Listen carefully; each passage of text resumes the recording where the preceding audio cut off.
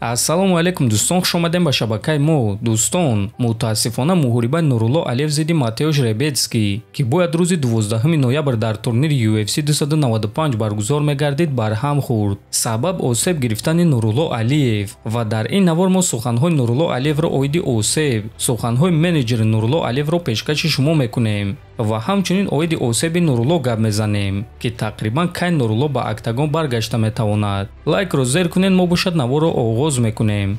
доруҳое ки айни замон шумо дида истодаин доруҳои гиёҳии босифат аз ширкати шифофармо мебошад, ки шумо имконият доред ки ҳамаи ин доруҳоро бо нархи арзон дастрас кунед. доруҳо барои хунукзадагӣ ва қавӣ кардани мардонагӣ, барои фарбе ва харобшавӣ, барои ришу мӯйсарбарорӣ, барои дарди дил, дарди мушакҳо ва ҳамчунин равғани сиёҳдона, ки пайғамбар саллаллоҳу алайҳи васаллам гуфта буд, ки ба ғайр аз марг ба ҳамаи дигар дардҳо даво мебахшад. худи ҳозир ба номерҳои дар рӯи экран буда занг зада доруҳои даркории худро харидорӣ кунед ва ҳатман аз номи канали Паҳлавон гап занед. ҳамин гуна шумо ҳам доруҳои даркории худро ба даст меоред ва ҳам канали моро сахт дастгирӣ мекунед.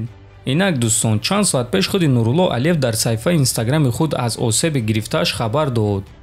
ассалому алайкум. салом ба ҳама онҳое ки мухлисӣ, ғамхорӣ ва ҳаёти варзишӣ маро пайгирӣ мекунанд. дастгирии шумо бо сухан ва амал маро хеле хурсанд мекунад. чанд моҳи охир бо баъзе сабабҳои зиндагии шахсӣ дар карьераи ман танаффус буд. гарчанде ки ман тамринҳои сахтро идома медодум, ман ягон вақт барои худ рақиби осон намекофтум. вақте ки UFC ба ман рақиби арзанда пешниҳод карданд, ман бо шодӣ ин муҳорибаро қабул кардам. ин муҳориба боз феъли принсипӣ дошт. аз ҳамин сабаб барои ин муҳориба ман боз ҳам ҷиддитар омода шудам.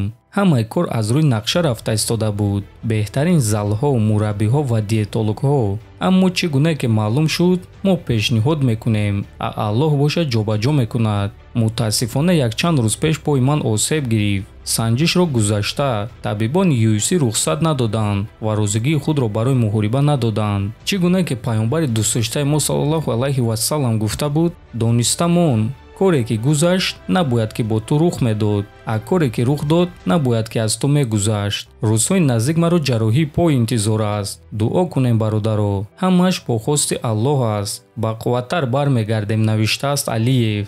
ва дӯстон, биёед мебинем ки менеҷери Нурулло чӣ навиштааст. ман медонам ки ту сахт омода шуда истода будӣ ва ту сахт ин муҳорибаро мехостӣ, аммо Аллоҳ нақшаҳои худро дорад. мутаассифона осебҳо ин як ҳиссаи варзиши мост. мо медонем ки баъди ҷарроҳӣ ту бақувваттар бармегардӣ. саратро боло бардор, бародари ман Нурулло Алиев, навиштааст менеҷери Нурулло. ва дӯстон, ин хабар шумо мухлисонро ғамгин мекунад, аммо бале, осебҳо ин як ҳиссаи ин варзиш аст ва мо ба Нурулло сабр ва саломатӣ хоҳонем. ва дӯстон, чӣ гуна ки худи Нурулло навиштааст, ӯро ҷарроҳӣ интизор аст ва агар ки ӯ дар ҳақиқат ҷарроҳӣ гузаронад, пас ба ӯ барои худбарқароркунӣ аз 6 то 9 моҳ лозим мешавад. барои ҳамин дӯстон, худи ҳозир дастгирии мо ба Нурулло хеле муҳим аст ва биён якҷоя ӯро дастгирӣ мекунем, чунки ғалабаҳои калони ӯ ҳоло дар пеш аст. ҳамаи варзигарони бузург, ҳамаи чемпионҳои бузург бо чунин мушкилиҳо рӯбарӯ шудаанд ва мо боварӣ дорем ки Нурулло низ ин мушкилиҳоро паси сар карда, боз ҳам бақувваттар ба октагон бармегардад. ҳатман дар канали мо обуна шавед то боздид хонободу сарбаланд бошед.